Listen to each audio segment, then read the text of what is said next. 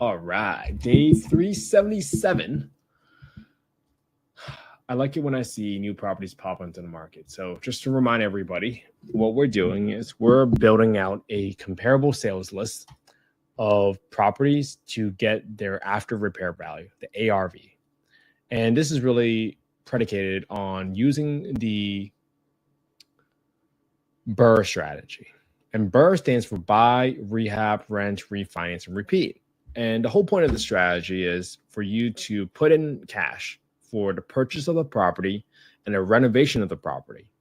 And then using that money to add value to a property. So let's say you are all in on a property for $70,000, the purchase price and the renovations.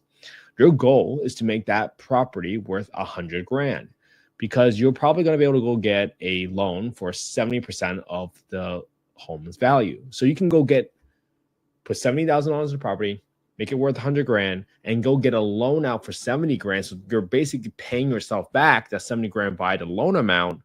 And now all of a sudden, you have $30,000 of equity and you own this house free and clear, and you could use the same $70,000 and recycle that capital to continue plowing into more deals. So those are the items that those are the strategies that you can use in your own life, in your own journey to do it. And again, this is not investment advice. We're not soliciting any investments on this call.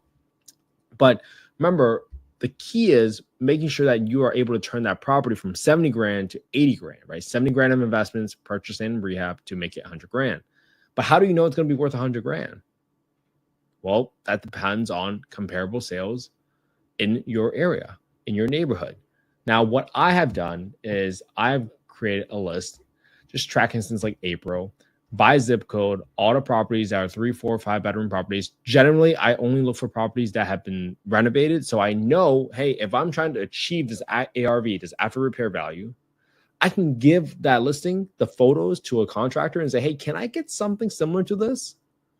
Because now, in case you ever get an appraisal where they don't meet that ARV target that you're looking for, you can say, hey, I based my renovation based on this property, and it might not be on the exact same street, but the finishes are the same, right?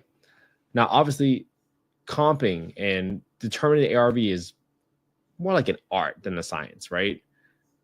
Technically, your best comp would be if you sold this house with an exact bedroom count, exact bathroom count, exact square footage, and you are trying to determine the price of the house next door with an exact bathroom count, exact bedroom count, exact square footage, exact lot size. Well, that would be your perfect comp, right? Because it's literally next door.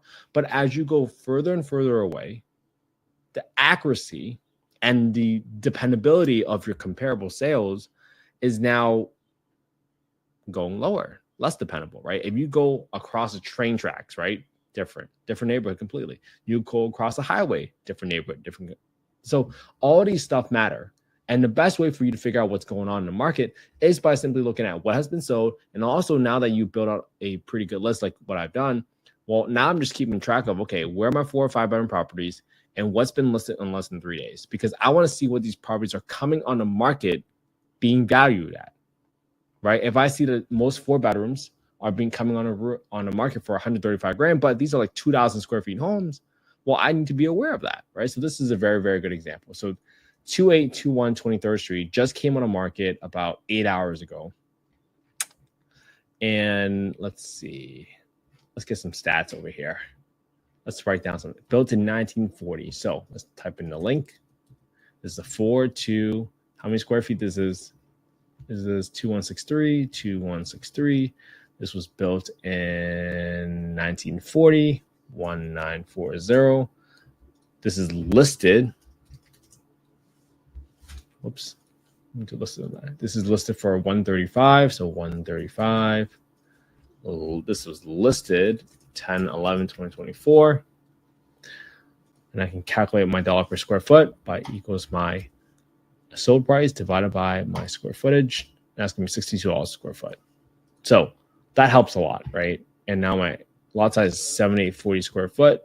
There is no garage for my remember photos. No garage. Looks like refinished flooring. New bathrooms. I can't tell what this is. Is this a room?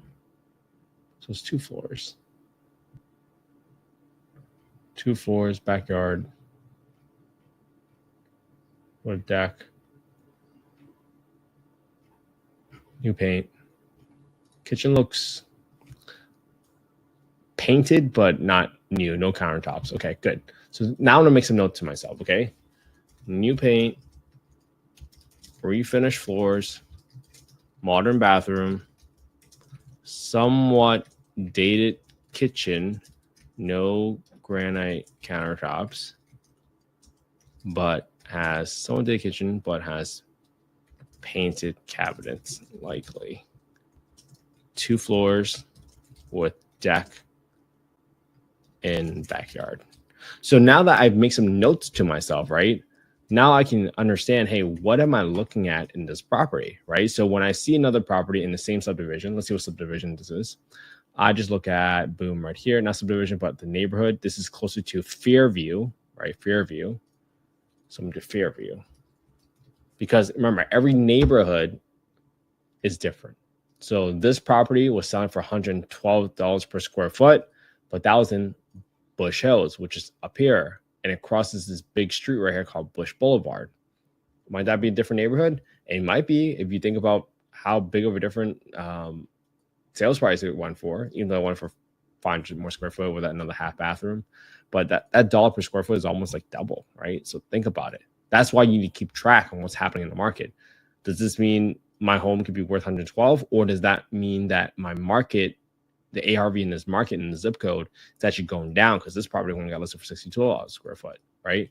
And then you start talking to yourself, okay, well, this property is huge. It's got like a brownstone on the outside, looks a little bit more majestic. I mean, it's just a completely different house almost, right? Different finishes and everything. So now that you got some comparisons, like, hey, is the property that I'm renovating, is it going to look more like this property on 1628, or is it going to look more like this property on 28, 21, 23rd Street? Those are the questions you got to ask yourself, right? And think and put yourself in the shoes of an appraiser, right? When they say, hey, how much is this property that Kent is renovating?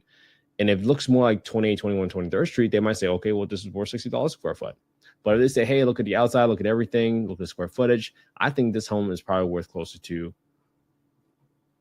$112 a square foot because it looks more like this home, right? Think about that, right? They're using it. It's an art for them too. I mean, there's some methodology, but it's almost an art because you can never get the same exact comp, and it's going to be a little subjective. So if you ever had to challenge it, what listing would you use to challenge that appraisal for to support a higher ARV? All right. So these are all going to be very important factors. So that's how you build out your list. Now, just so we can go through the exercise of analyzing this deal, let's go ahead and quickly look at it, right? I already know this is not going to be a cash flowing deal because we've only looked at deals that we're going to cash flow like low 100s, 90s, right? So to get our market rent, I go into affordablehousing.com. I go to the owner section. I go to the market rent estimator, plug in the address, plug in bedroom count. And now you're going to see by bedroom count within a 1.69 mile radius, you can see that the average rent is $1,339. So let's use that, $1,339 for rents. Okay. And this property is listed for 135 grand. So I'm going to go to my spreadsheet and in B4, I'll put 135 grand. For my renovations and furnishing, what I'm going to do here is I'm going to go and put in my rehab calculator, but I generally don't have much to add here, right? I'm not repainting. I'm not doing reflooring. I got 2 toilets that I want to convert to a high pressure flush toilet. And this way I get less clogged toilet calls. In row 46, I got some $500 for some landscaping. And for row 6, I got $1,500 for a roof repair, just in case there's any issues with the roof that I cannot tell or see from just the photos. So that gives me roughly around a $35 rehab, and that flows right into B6. $1,339, which got the rents like we told you about. For taxes, I'm just going to get that right from Redfin. I'm not going to over-engineer the effort right here. Property tax is $131. It's really high. But you should always double check with your county assessor records before you close. And then 105 for insurance only equals 105 times 1.2. And I'm multiplying by 1.2 because investment properties typically command a higher premium from the insurance companies. They view investment properties as slightly higher risk, whether that's really due to because they don't believe that renters will take as great of care of a home as a primary resident would. But that's just one of the many reasons why they charge more money for for providing insurance on a investment property. All right, in row 32, I got 10% set aside for maintenance every single month. So this is money that you put aside every single month because it doesn't belong to you. Because look, I just got a bill for Scottsdale for a roof. If we had to replace the whole roof, it would be about $15,000.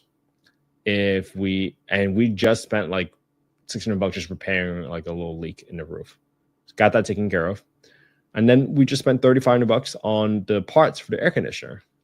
Like these are all things that will become a reality for you. So you got to be really, really careful about what you're doing and whether or not it makes more sense. All right. So I got 10% for property management. I got 5% for vacancy. So let me go to my down payment amount. So I'm assuming I can go get a 80% LTV loan right now on a DSCR loan. So I'm going to put 20% down. So my down payment is going to equal to B4, which is my asking price, multiplied by my down payment percentage in F19. And for this property, I would be paying $27,000 down.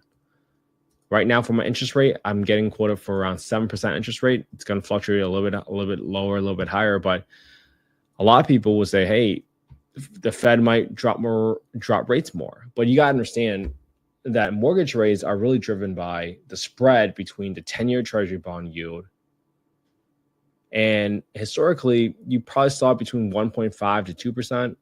And during the worst part, I mean, it was probably about like three-point spread. So as your spread got more narrow and your 10-year Treasury came down from like 5% to now, I think it's 4% the last time I checked. It went to as low as like 3.6, I believe, or 3.7. So you already had this big movement in mortgage rates. So don't stay on the sideline. Like this would be a very, very good time for you to think about getting in the market. But again, this is not an investment advice. We're not soliciting any investments on the call. Do your research, understand it. I follow Logan Motoshami on Housing Wire, and he actually shares all his forecast models, right? Stop listening to people crying doom and actually listen to the people that actually looks at the data on a weekly basis and actually puts out the data that they're basing their assumptions on and challenge them. Don't just listen to the people that just cries doomsday on YouTube because they don't even know what they're doing. Ask them to show you their forecast models. All right, so now that we got this place in place, so I know that if I rent this property out for $13.39, the cash flow on this property is $29 a month. That is a 1% return on your capital, and that's assuming you bought this property for $135,000 with a $35 rehab, 25% down, and 7% interest rate, right? Don't forget your closing costs, about 2.5%. So for this to be a deal, this is what you can do. Look at what happens to the cash on cash number as I lower my asking price. So if I go to 105, boom, that's 8.3%. If I go to $100,000, that's 9.9%. So right in line. If you can cash flow $215 a month, that's a roughly 9.9% cash on cash return. And now I'm not saying that 10% is a magical number, but you probably might want to consider, why would you buy a property for, let's say, 4% return when you can just use that same money and go buy some 10-year Treasury bond yields, right? Just be smart about it. And again, does not invest in money. Some people have different strategies. Some people just want to buy $1 million home and break even on that home because they say, hey, if I can make 5% on $1 million home every single year, who cares if I cash flow break even? I'm making $50,000 a year, right? And that's why your investor strategy, your portfolio diversification is really dependent on you and the execution risk that you might take on.